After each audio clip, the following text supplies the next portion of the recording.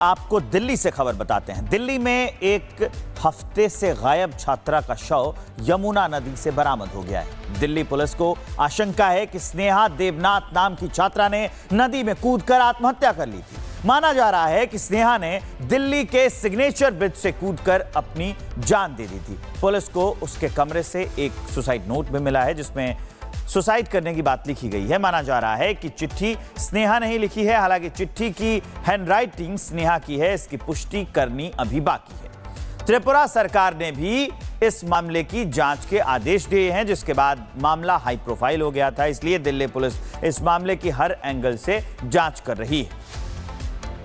और सीधे रुक करते हैं सहयोगी जतिन का। जतिन, जिस तरीके से यह हाई प्रोफाइल मामला सामने आया है, हालांकि जो सुसाइड लेटर मिला है उसके बाद लग रहा है कि सुसाइड ही है, लेकिन परिवार इस थ्योरी पर यकीन नहीं कर रहा है और यही वजह कि जो दिल्ली पुलिस है हर एंगल से जांच कर रही है। और क्या जानकारी?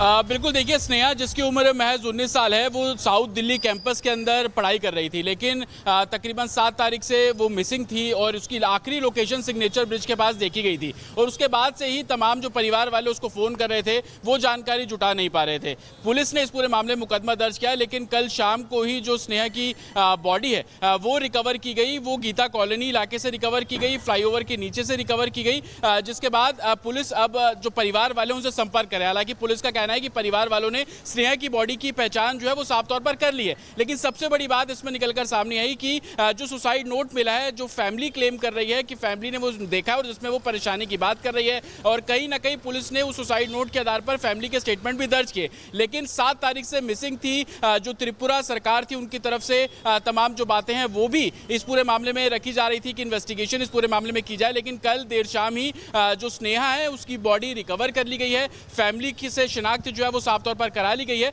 और उसके बाद आगे इस पूरे मामले की जो जांच है संभवतः वो की जानी है। जी, लेकिन जतिन, सवाल खड़े होते हैं कि परिवार कह रहा है सुसाइड संभव नहीं है, लेकिन जिस तरीके से इस पूरे मामले को लेके अब जो जांच का दायरा है बढ़ रहा है, 7 जुलाई से छात्रा यहां पर लापता थी, उसके बाद अब यहां पर जिस तरीके से डेड बॉडी मिल गई है और अब इस पूरे मामले में नए एंगल निकल के सामने आ रहे हैं। आपको रिपोर्ट दिखाते हैं ग्राउंड से।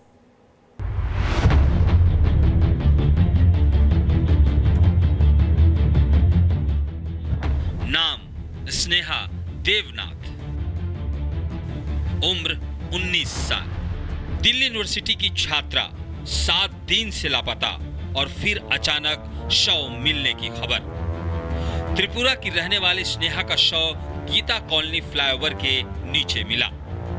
शव मिलने के बाद हड़कंप मच गया। आनन फानन में परिवार के लोग पहुंचे और शव की पहचान की। लेकिन सवाल यह कि 19 साल की छात्रा स्नेहा की मौत कैसे हुई? कैब ड्राइवर पारस की माने तो 7 जुलाई सुबह 5:30 बजे के आसपास स्नेहा उसकी कैब में बैठी, लेकिन कैब किसी और ने बुक की थी, लिहाजा स्नेहा ने सॉरी बोलकर गाड़ी से उतर गई। इतना ही नहीं, कैब ड्राइवर ने बताया कि स्नेहा के साथ उसकी मां भी मौजूद थी। उनकी मम्मी भी साथ में थी। उनकी मम्मी ने मेरी गाड़ी का जो है ओनर प्लेट का फोटो भी खींचा था कि हाँ ये सेम गाड़ी में है। तो जैसे ही वो गाड़ी में आके बैठी, मैंने उनको बोला कि बेटा आप ना गलत गाड़ी में बैठ गई, ये आपकी गाड़ी नहीं है। तो उन्होंने मेरे को सॉरी बोला, सॉरी भैया, तो वो गाड़ी से उतर गई। उसके बाद मैं अपनी गाड़ी में म्यूज़िक वगैरह सुन रहा था। फिर उसके बाद मैंने ध्यान नहीं दिया वो कौन सी गाड़ी में बैठी, कौन सी में नहीं। तो मुझे तब तक नहीं पता था कि क्या सिचुएशन है क्या नहीं। उधर बेटी के लापता होने के बाद स्नेहा के माता पिता लगातार कैंपेन चला रहे थे। 7 जुलाई को स्नेहा की माता पिता से आखिरी बातचीत हुई थी। 9 जुलाई को उसके परिवार वालों ने मेहरौली थाने में शिकायत की। पुलिस भी पिछले 7 दिनों से स्नेहा की तलाश कर रही थी। स्नेहा का लास्ट लोकेशन सिग्नेचर फ्लाईओवर के पास मिली। इस वक्त मैं घर के बाहर ही मौजूद हूँ। स्नेहा देवनाथ, उसका परिवार इसी के फर्स्ट फ्लोर पे रहता है। पुलिस के मुताबिक बताया जा रहा है कि परिवार वालों ने शिकायत दी मेहरौली थाने में कि उनकी जो बेटी है वो गायब है, वो नहीं मिल रही है, फ़ोन नंबर बंद जा रहा है, जिसके बाद पुलिस ने लड़की का जो फ़ोन नंबर था उसकी लोकेशन को ट्रेस किया और ये पता चला कि लड़की ने जिस नंबर से कैब को बुक किया था उस कैब ड्राइवर से भी पूछताछ की गई। आपको दिल्ली से खबर बताते हैं। दिल्ली में एक हफ्ते से गायब छात्रा का शव यमुना नदी से बरामद हो गया है। दिल्ली पुलिस को आशंका है कि स्नेहा देवनाथ नाम की छात्रा ने नदी में कूदकर आत्महत्या कर ली थी। माना जा रहा है कि स्नेहा ने दिल्ली के सिग्नेचर ब्रिज से कूदकर अपनी जान दे दी थी। पुलिस को उसके कमरे से एक सुसाइड नोट भी मिला है जिसमें सुसाइड करने की बात लिखी गई है। माना जा रहा है कि चिट्ठी स्नेहा ने ही लिखी है। हालांकि चिट्ठी की हैंडराइटिंग स्नेहा की है, इसकी पुष्टि करनी अभी बाकी है। त्रिपुरा सरकार ने भी इस मामले की जांच के आदेश दिए हैं, जिसके बाद मामला हाई प्रोफाइल हो गया था। इसलिए दिल्ली पुलिस इस मामले की हर एंगल से जांच कर रही है। और सीधे रुक करते हैं सहयोगी जतिन का। जतिन, जिस तरीके से ये हाई प्रोफाइल मामला सामने आया है, हालांकि जो सुसाइड लेटर मिला है उसके बाद लग रहा है कि सुसाइड ही है, लेकिन परिवार इस थ्योरी पर यकीन नहीं कर रहा है और यही वजह कि जो दिल्ली पुलिस है हर एंगल से जांच कर रही है। और क्या जानकारी? बिल्कुल देखिए, स्नेहा जिसकी उम्र महज 19 साल है, वो साउथ दिल्ली कैंपस के अंदर पढ़ाई कर रही थी, लेकिन तकरीबन 7 तारीख से वो मिसिंग थी और उसकी आखिरी लोकेशन सिग्नेचर ब्रिज के पास देखी गई थी। और उसके बाद से ही तमाम जो परिवार वाले उसको फ़ोन कर रहे थे वो जानकारी जुटा नहीं पा रहे थे।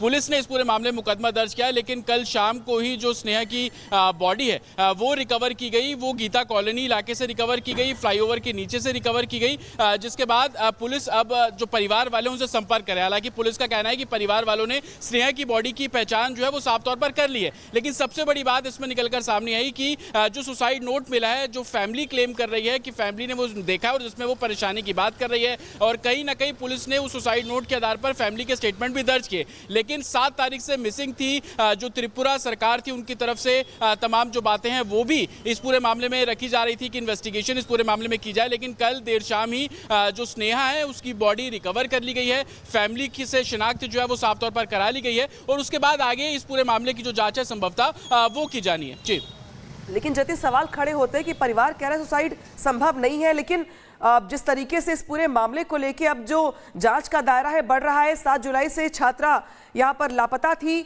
उसके बाद अब यहां पर जिस तरीके से डेड बॉडी मिल गई है और अब इस पूरे मामले में नए एंगल निकल के सामने आ रहे हैं। आपको रिपोर्ट दिखाते हैं ग्राउंड से।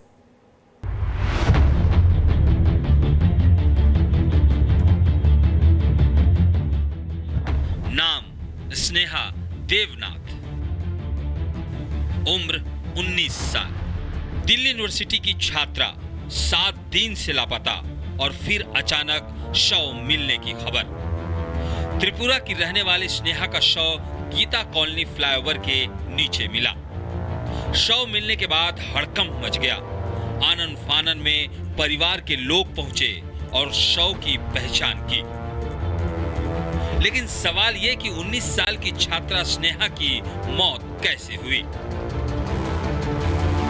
कैब ड्राइवर पारस की माने तो 7 जुलाई सुबह 5:30 बजे के आसपास स्नेहा उसकी कैब में बैठी, लेकिन कैब किसी और ने बुक की थी, लिहाजा स्नेहा ने सॉरी बोलकर गाड़ी से उतर गई। इतना ही नहीं, कैब ड्राइवर ने बताया कि स्नेहा के साथ उसकी मां भी मौजूद थी। उनकी मम्मी भी साथ में थी। उनकी मम्मी ने मेरी गाड़ी का जो है ओनर प्लेट का फ़ोटो भी खींचा था कि हाँ ये सेम गाड़ी में है। तो जैसे ही वो गाड़ी में आके बैठी, मैंने उनको बोला कि बेटा आप ना गलत गाड़ी में बैठ गई, ये आपकी गाड़ी नहीं है। तो उन्होंने मेरे को सॉरी बोला, सॉरी भैया, तो वो गाड़ी से उतर गई। उसके बाद मैं अपनी गाड़ी में म्यूज़िक वगैरह सुन रहा था। फिर उसके बाद मैंने ध्यान नहीं दिया वो कौन सी गाड़ी में बैठी, कौन सी में नहीं। तो मुझे तब तक नहीं पता था कि क्या सिचुएशन है क्या नहीं। उधर बेटी के लापता होने के बाद स्नेहा के माता पिता लगातार कैंपेन चला रहे थे। 7 जुलाई को स्नेहा की माता पिता से आखिरी बातचीत हुई थी। 9 जुलाई को उसके परिवार वालों ने मेहरौली थाने में शिकायत की। पुलिस भी पिछले 7 दिनों से स्नेहा की तलाश कर रही थी। स्नेहा का लास्ट लोकेशन सिग्नेचर फ्लाईओवर के पास मिली। इस वक्त मैं घर के बाहर ही मौजूद हूँ। स्नेहा देवनाथ, उसका परिवार इसी के फर्स्ट फ्लोर पे रहता है। पुलिस के मुताबिक बताया जा रहा है कि परिवार वालों ने शिकायत दी महरौली थाने में कि उनकी जो बेटी है वो गायब है, वो नहीं मिल रही है, फ़ोन नंबर बंद जा रहा है। जिसके बाद पुलिस ने लड़की का जो फ़ोन नंबर था उसकी लोकेशन को ट्रेस किया और ये पता चला कि लड़की ने जिस नंबर से कैब को बुक किया था उस कैब ड्राइवर से भी पूछताछ की गई।